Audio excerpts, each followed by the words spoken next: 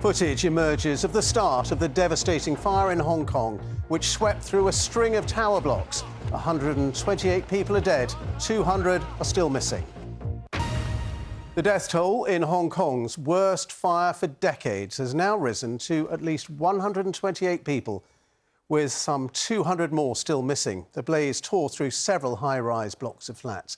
It's been revealed the fire alarm systems were not working properly. 8 people have been arrested in connection with the fire. Joe Inwood reports.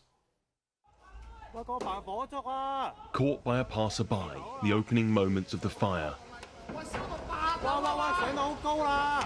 It's gone up to the 4th floor, he shouts. Quickly, run. It took less than a minute to turn into this, before eventually engulfing 7 high-rise blocks in what is thought to be Hong Kong's worst fire in 80 years. It took more than a day for hundreds of firefighters to eventually put the flames out in the blocks which had been home to thousands of people. This is my home. Look over there, the 10th floor. That's where my home was. By the hills, that's where my home used to be. I really want to go back home, but my home is probably gone now. They won't let us go back. So when I look in that direction, my heart feels so heavy. Thoughts have now turned to exactly how this could have happened. Some have questioned the use of traditional bamboo scaffolding, others the presence of flammable styrofoam in the windows, or the failure of alarms. Our fire safety inspection team was deployed yesterday to inspect the fire alarm systems across 8 buildings. We found that these fire alarms were malfunctioning. We will be taking enforcement actions regarding this. A number of arrests have now been made here at the firm who had been responsible for the renovation of the blocks. The authorities have promised a full and open investigation. I think we need time to get all the details. As I said, even some of the disease we cannot be fully identified yet. So I think at appropriate time when we get hold of all the information, and we are more than happy to release all the information that public is concerned. There's nothing government is unwilling to release. For now, many of the people caught up in the fires have more basic questions. Where will they stay, and how can they begin to rebuild their lives? Volunteers have been distributing food and clothing. The initial shock at this disaster is now turning to anger, with claims that warnings were ignored, corners cut, and that all of this could have been prevented. Joe Inwood, BBC News. More details have emerged about the terrible fires in a tower block in Hong Kong, which are now known to have claimed at least 128 lives.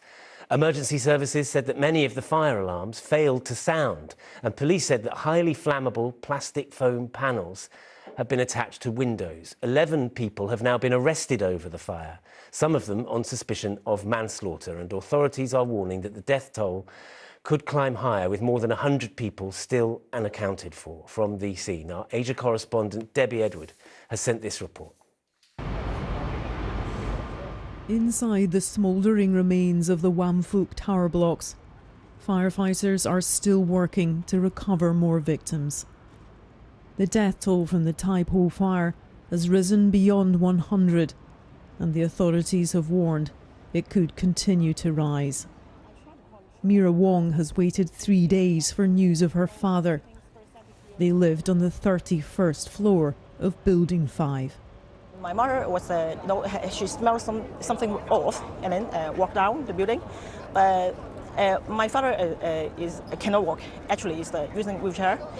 Stay in the hall, and then finally, when she get down, and then she cannot go back again because she say is very quick. The development is really, really quick. She had to go and look at a photo album of the bodies recovered so far. It's the first time I have to recognize the photo album. Yeah, with my brother-in-law, and we checked twice because I want to make sure. Yeah, because some are you cannot make sure recognize. It's believed the fire spread unusually fast because of highly flammable styrofoam boards stuck onto the window frames. When the window glass shattered, the fire took hold inside as well as outside.